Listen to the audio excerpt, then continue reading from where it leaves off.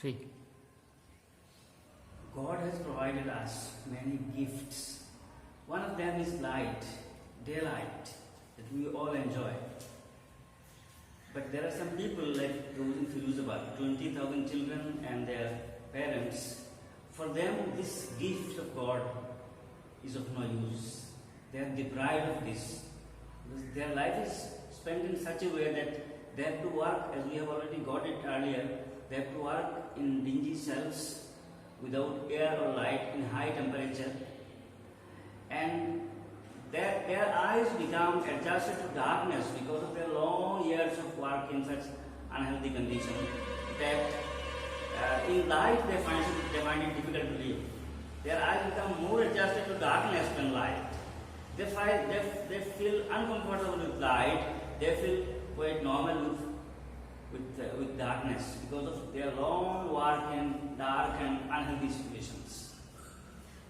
This is what the author has told us. This is what we found in the last video, the 4th one, and this one is the 5th video of this Anish Jung story, Lost Dream.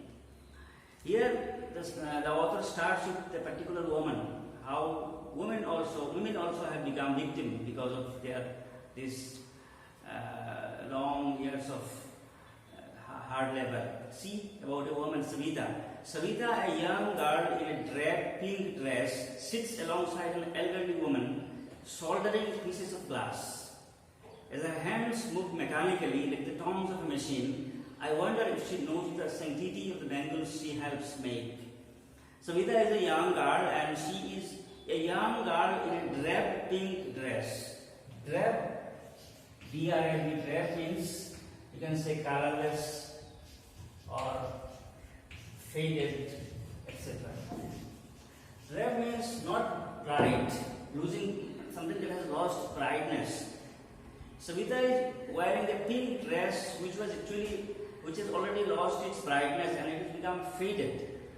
And she sits alongside an elderly woman soldering pieces of glass. So, what was she doing at that time? She was soldering, S-O-L-D, soldering. This soldering means joining. Solder means join. S-O-L-D-R, solder. S-H-O-U-L-D-E-R, shoulder, that is this part of the body, this organ. So S-O-L-D-I-E-R, soldier, those men who fight in a battle, soldier, the military. Then you have shoulder, and this one is solder. Solder means join. Soldering pieces of glass. Savita is also, in Firuzabad, everyone is busy doing the same thing. So Savita, as usual, she is busy joining pieces of bangles, pieces of glass, along with, she is sitting next to another elderly woman. As her hands move mechanically like the tongs of a machine. Tong means parts. When you become habituated to a thing, you have the long years of practice, then what happens is that your hand starts acting like a machine. As you work, anyone who is quite new to this job will be wondering. For example, someone who is good in writing, a person who is illiterate, who has also somehow he has been able to write his name, he will just think, wow, I find it so difficult to write my name only. And this man is writing long sentences. He will be wondering, seeing your speed. This is because you have long practice of writing. So the same is the case of Savita. She has long years of practicing this activity called joining of glass pieces to make bangles. She has long years of experience. As she works, as if her hands work mechanically, like the parts of a machine. It moves very spontaneously, very swiftly, very easily. I wonder if she knows the sanctity of the bangles she helps make. Sanctity. Sanctity means it's a gravity or sacredness. Gravity, sacredness, these are sanctity. For example, if someone has gone to a mosque or a temple and he is speaking loudly, anyone will say, you should not speak loudly, you should realize, you should know the sanctity of this place. This means this place, when you are here, you have to maintain gravity, you have to maintain sacredness. It's not a place to just talk loudly. So sanctity means sacredness or seriousness or gravity. As the author finds that Smita was doing this activity, joining parts of glass to make bangles, and she was sitting along with another woman, the author said, I was wondering whether she knows the sanctity of the bangles she helps make. She helps make means she helps to make. She helps make. This is called bare infinitive. Helps make. She helps. To is not mentioned. She helps make. This to is not mentioned. This is called bare infinitive. Sometimes you will find such expressions where a to seems to have been there, but it is not there. So when Savita helps other people, she is also a part of the whole activity. She is helping them to make bangles. The author is wondering whether Savita knows the sanctity of these bangles, whether she knows the gravity, the seriousness, the sacredness, how much significant these things called bangles are. It symbolizes an Indian woman's suhag. This may be a question. What does bangles signify? In Indian context, it symbolizes an Indian woman's suhag. What is suhag? Auspiciousness in marriage. Auspiciousness means sacredness. Again, sacredness or sanctity, the same thing. When people get married, marriage is a very sacred thing. It's something auspicious. And this bangle is a part of this auspicious occasion called marriage. During marriage, bangles are rolled onto the wrist of a bride. She becomes bride officially, and all the things that are needed to make her a complete bride, bangle is one of them. In Assamese culture, gamusa, this carries a lot of significance. It symbolizes auspiciousness, sacredness. And the same is the case with bangles so far as Indian marriages are concerned. This is what the author is saying, that bangles signify Indian woman's suhag, auspiciousness in marriage. It will dawn on her suddenly one day. D-A-W-N, dawn. D-A-W-N, dawn is actually, as a noun, it means a time just before sunrise. Very early morning. We can call it wee hour of the day. W-E-E-wee. This is the word. W-E-E-wee. Wee hour of the day. It means very early morning. That is dawn. D-A-W-N. But here the word dawn is used as a verb. It will suddenly it will dawn on her. Dawn on. It's used as a verb. Dawn on is a phrasal verb. It means it will occur to her. She will want to realize. It will dawn on her. It means she will want to realize. It will occur to her suddenly one day when her head is draped with a red veil. Draped. Red means covered. Red means covered. So one day her head will be covered with red veil and her hands dyed red with henna. Her hands will be dyed D-Y-E dye. D-Y-E dye. It's not D-I-E dye. D-Y-E dye means to make color, to use color on something. So you dye your hair red, you dye your hair black. Here about Savita's hand, one day her hand will be dyed red. You can see her hand will be made red with henna, and her head will be covered with a red veil. Veil means V-E-I-L, veil means cover, parda. And then she will suddenly realize, and also red bangles rolled onto her wrist. Three things will be done. Her head will be covered with red veil, her hand will be made red with henna, and red bangles will be rolled onto her wrists. When will it happen? This will happen when she will get married, on her wedding day. The author said, on that day when these things will be done to her, on that day she will realize that yes, now I realize that these bangles are so significant, that on marriage, which is a very significant turning point in someone's life, she will then realize that, oh, these bangles that I have made all the years of my life, these bangles are so significant that during marriages, these bangles are brought into a bride's wrist. The author said, she will then realize the sanctity, the significance of these things. She will then become a bride, like the old woman beside her who became one many years ago. This woman, old woman, she also became a bride many years ago. In the same way, Savita will also become a bride.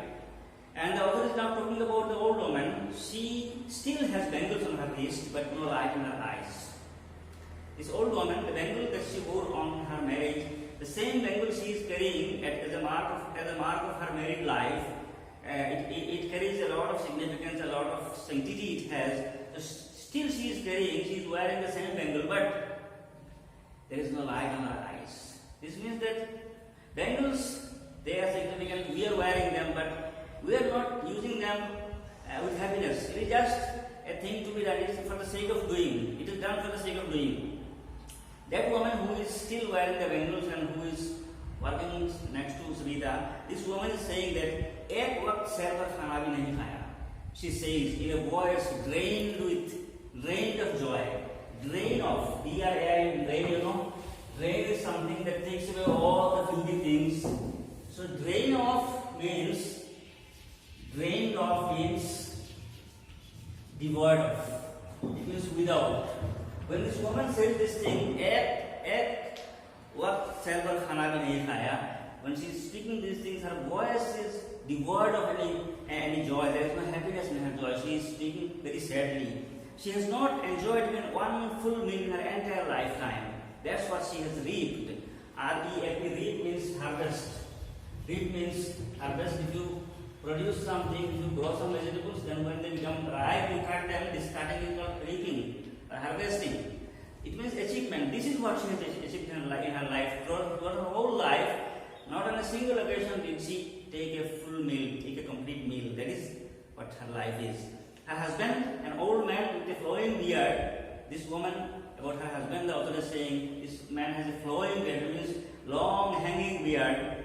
This man says, I know nothing except bangles. All I have done is make a house for the family to live in.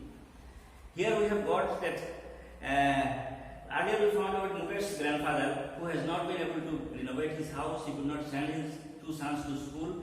But this man, Savita, the elderly woman who was sitting around with Savita, this elderly woman's husband, he is a bit in advance. He is saying that he knows nothing but bangles, and one thing he has done, that is he has made a house for the family to live in. Hearing him, one wonders if he has achieved what many have failed in their lifetime. He has a roof over his head. The word this man says, I have made a house, it means it's a big thing he has done, and the kind of thing that many people like him have not been able to do. The cry of not having money to do anything except carry on the business of making bangles, not even enough to eat, rings in every home. The young men echo the lament of their elders. Little has moved with time, it seems, in Firozabad. Years of mind-numbing toil have killed all initiative and the ability to dream. The author is talking about their miserable life. She is continuing. The cry of not having money to do anything except carry on the business of making bangles, not even enough to carry rings in every home. Very interesting. In this sentence, rings is a verb. You find rings. Rings in every home. This rings, what rings? This ring is the verb. But the thing is that what is the subject? Subject is the cry. The cry you have got earlier. The cry, then what? The cry is the subject and the verb is rings. The cry rings. It means people's crying. The sound of crying you can hear in every home. The cry of what? The cry of not having money to do anything except carry on the business of making bangles.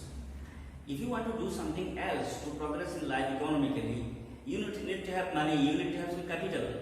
Otherwise, you have to carry on that ancestral job. If you cannot afford to have more money to start a new business, to do something else, then you have to continue the old job, the old activity. This cry is there in every home. People say that we do not have enough money to start a new business, to do something new, to test whether, to make a trial whether, to see whether we can progress. The cry of not having money to do anything except carry on the business of making bangles, not even enough to carry.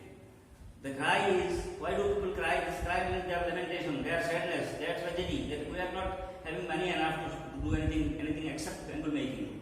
The cry is also that we don't have enough money to eat. These cries are ring. Such cry, the cry of not having enough money to do any other thing except carry on the business of making bangles, or the cry of not even having money. These cries are there in every home. Everyone is telling their sad stories.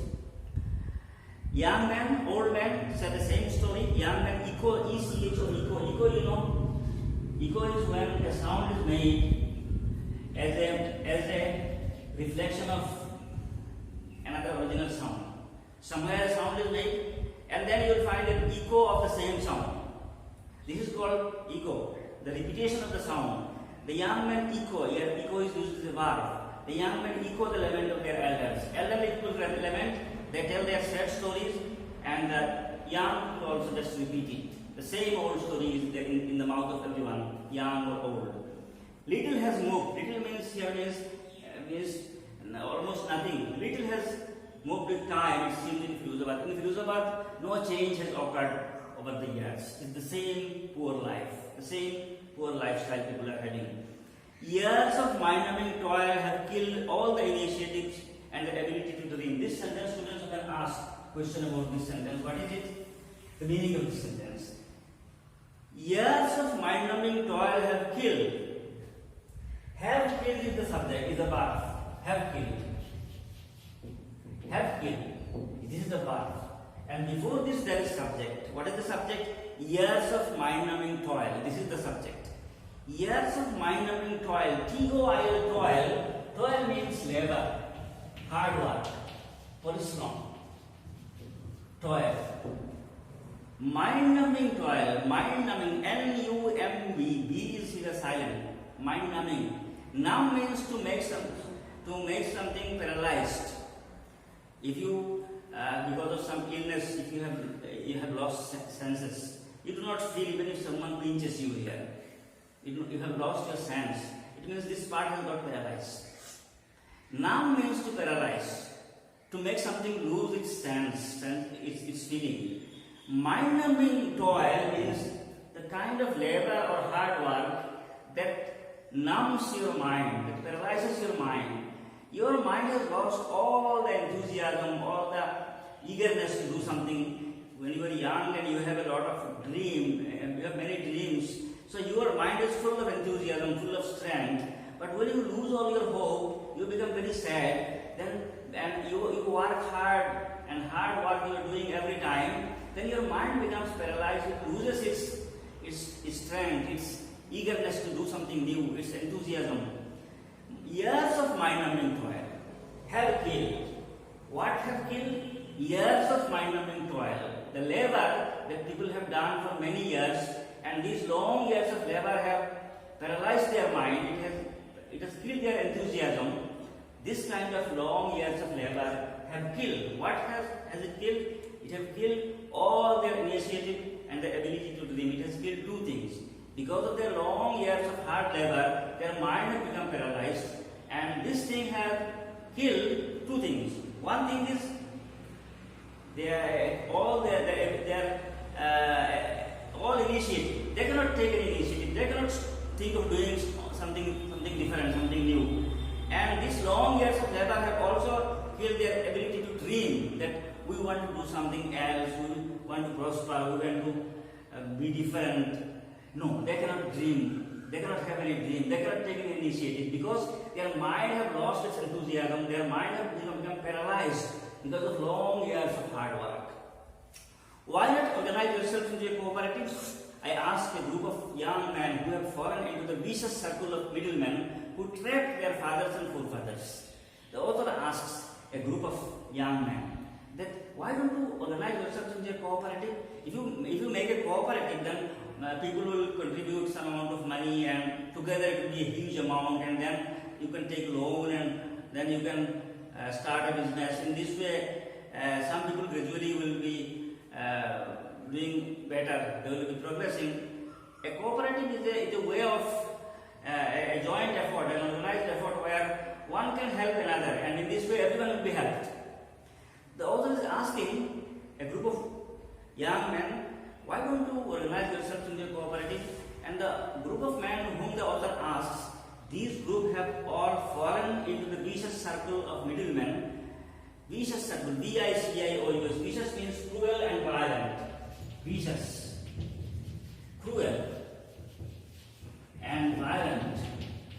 There is a vicious circle, a very bad and violent group of people who have trapped these people of Firuzabad. Trapped means they have victimized, they have almost imprisoned, they have captivated these people, their fathers and forefathers, So when the author asks these young people, why don't you organize yourself into a cooperative? These young people, they reply, they say, even if we get organized, even if we try to organize, then what will happen? We are the ones who will be hauled up by the police, beaten and dragged to jail for doing something illegal, they say. Even if we get organized, then what will happen is that police will come and police will howl us, we will be hauled up by the police. XII will howl up, means police will come and shout at us, and they will beat us, they will drag us to jail, they will force us to jail. Why? They will say we have done something illegal. This is how those who are in power, this is how these syndicates, you might have heard about syndicates. Syndicates are there that those people who are poor, they are somehow living, all the doors for their progress are closed. Those who are capitalists, those who have closeness with the bureaucrats, with the policemen, with the government machinery, they want to make life hell for those poor people. And if those poor people, they organize into a cooperative, they start doing something for their progress, then what will happen is that circle, the vicious circle, who have trapped these poor people of Firozabad, they think they have their nexus with the police, with every organization, every agency.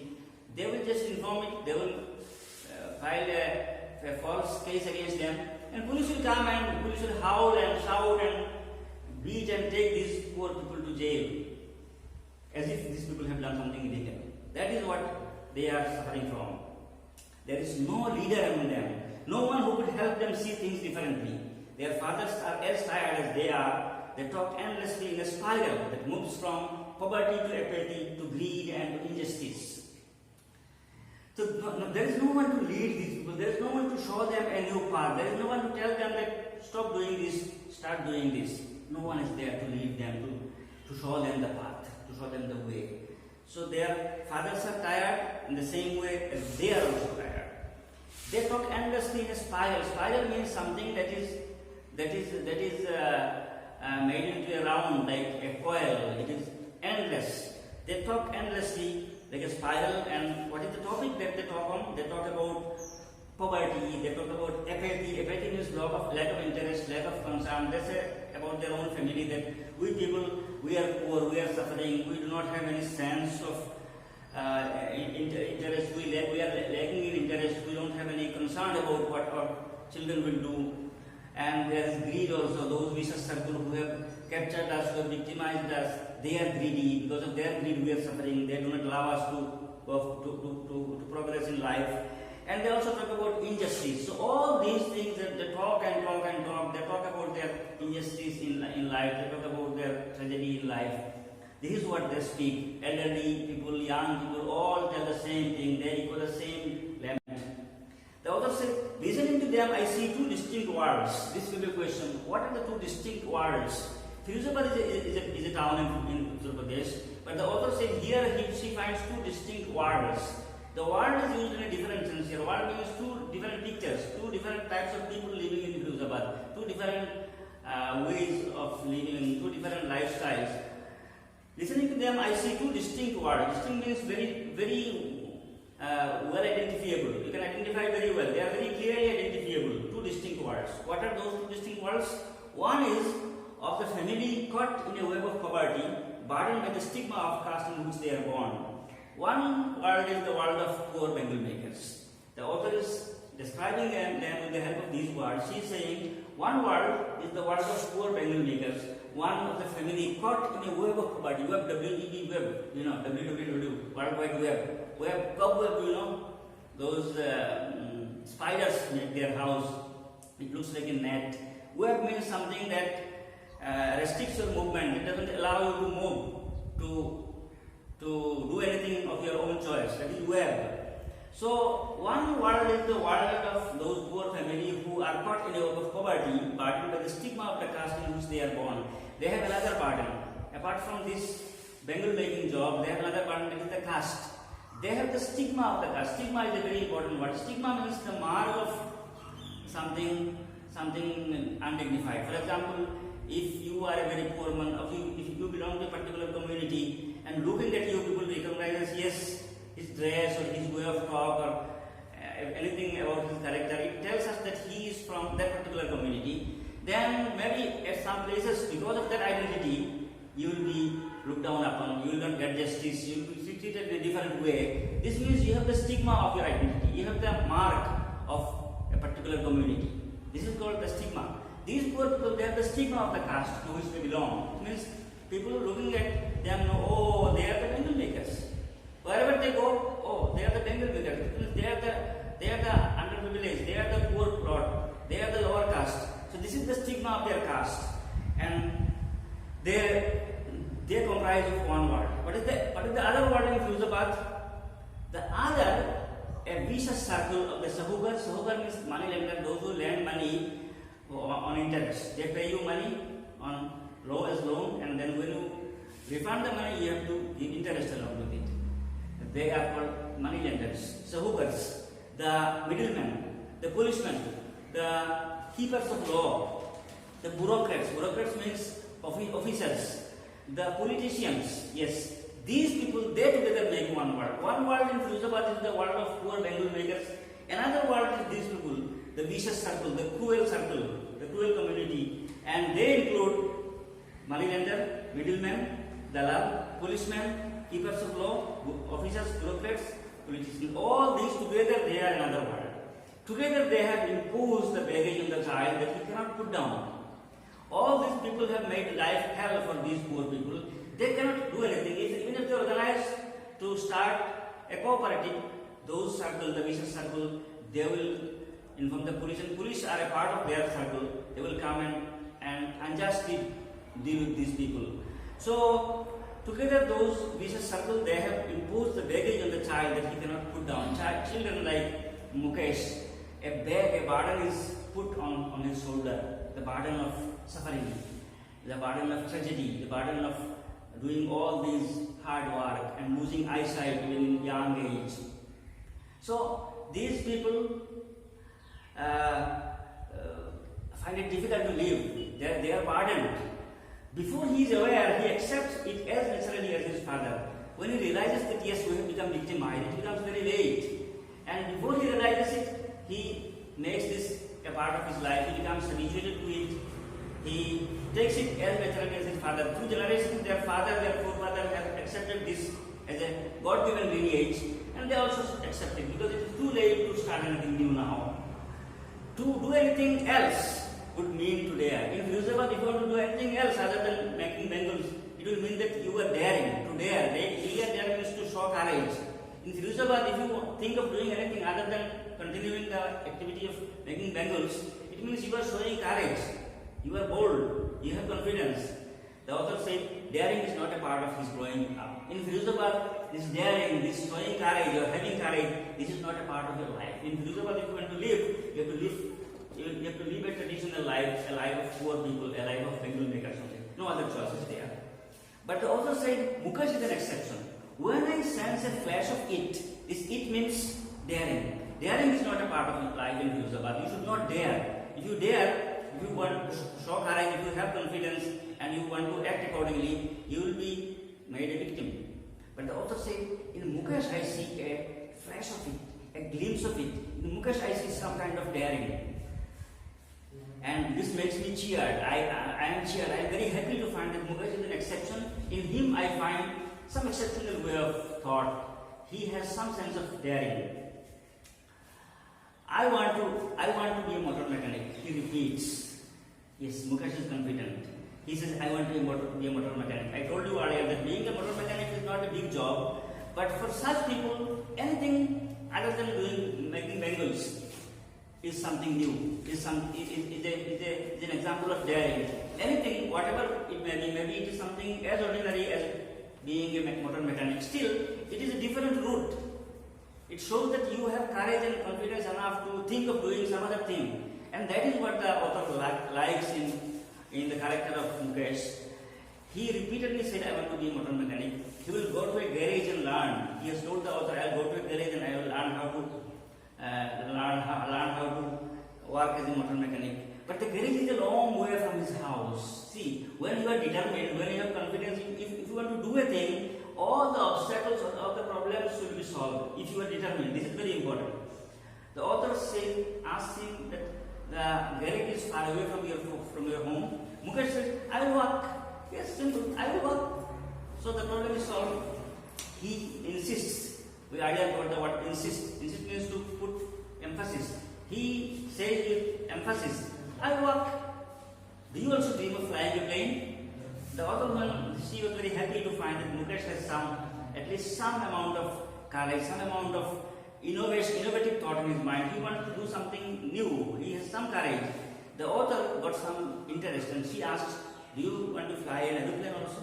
Do you also dream of flying an aeroplane? Since you are dreaming of being a motor mechanic, that is, compared to your situation, it is a big dream. Now the author is asking whether you dream of flying an aeroplane also. He is suddenly silent because this is too much for him. For such a poor boy, being a motor mechanic is something big. And thinking of being a pilot, that is something really beyond his imagination. This is where he is suddenly silent. No, he says, staring at the ground, looking at the ground. See the difference. When the author asked him at the beginning of the story, he said that I want to drive, I will be a motor mechanic. I will be a motor mechanic with confidence. And at that time, he looked straight into the author's eyes because he has confidence. Now the question is tough. So far as flying an aeroplane is concerned, it is too much for him. So he cannot speak with that much of confidence. He cannot look at the author's eye. While saying no, he says, staring at the ground. He looks at the ground and says, so far as this question is concerned, he does not have enough courage. So he cannot speak with that much of confidence and looking straight into the author's eyes. He cannot do that. In his small murmur, there is an embarrassment that has not yet turned into regret. He says no in a murmuring sound, and when he murmurs, there is an embarrassment. It means he feels shy. Shy because he says that I could not say yes. When the author said, do you dream of flying an aeroplane? I could not say yes. That is why he is feeling shy, but this shyness has not yet turned into a regret. He is not feeling sorry for it. Just a bit shy he feels, not sorry for it. He doesn't regret it. Because compared to his situation, even dreaming of being a motor mechanic is a big thing. So his inability to dream of becoming a pilot, that is not a matter of regret for him. Although he feels shy. He is content to dream. Content means satisfied. He is content. Content also means other thing. Content here means satisfied. Content, satisfied is an adjective, but content is a noun, means the thing that is inside. The content of this book, it means the chapters that are there in the book. Content means anything that is contained somewhere. That is the content. And here content is satisfied. He is content to dream of cars that he sees hurtling down the streets of his town. Hurtle, H-U-R-T-L, hurtle means run fast. Cars are the things, cars are the vehicles with which he is familiar. He sees cars. So from a life of being a bangle maker, his dream is to become a motor mechanic. Because if he becomes a motor mechanic, he will be dealing with cars, he will repair the parts of the car. And car is something he is familiar with. Although he has not yet become a motor mechanic, but still he sees cars moving in front of him. Something familiar. But so far as being a pilot is concerned, so far as flying an aeroplane is concerned, that is something beyond his imagination, something he is not familiar with. So that thing is beyond his reach and he cannot say yes to that question. He is content, he is satisfied with being a motor mechanic. And see the last sentence, few aeroplanes fly over Firuzabad. That is the reason he is not familiar with aeroplanes. That is why he could not say yes to the author when she asked, do you dream of flying aeroplanes? Few aeroplanes fly over Firuzabad. This is an example of alliteration, repetition of the same sound F. Few aeroplanes fly over Firuzabad. Earlier we got, through eyes filled with smoke she smiles. That was also an example of alliteration. This is the end of the story.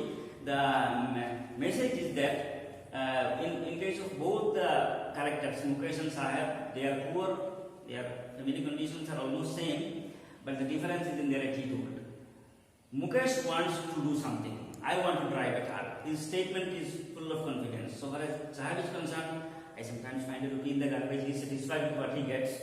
So if you want to do something, if you want to change your lifestyle, if you want to do something better, you need to have confidence. You need to take the first step And you need to decide that yes, I want to do it the way Mukesh is doing. It is you who have got to decide it. And otherwise, you will remain the same unhappy, the same poor. You will just lament, you will repent, oh, I could not do it, oh, we are so unhappy, we are so poor. You will just carry on telling the old story, the sad story. But if you really want to do something, you have to make a decision, you have to take the initiative, you have to take the first step, and for that you need to have confidence, you need to have your own choice. So it is all up to us whether we want to change our situation or we want to remain the same in the same way what we were. And this story ends here. We are ending our video also, but I have told you earlier many times that whatever you learn it for life. This story tells us about this thing, that poverty or any other difficulty may be there in your life, but if you want it, if you want to change it, you can. And for that you have to dream in some other direction, you have to take the initiative, otherwise nothing will help you. With this, let us stop here. Thank you very much.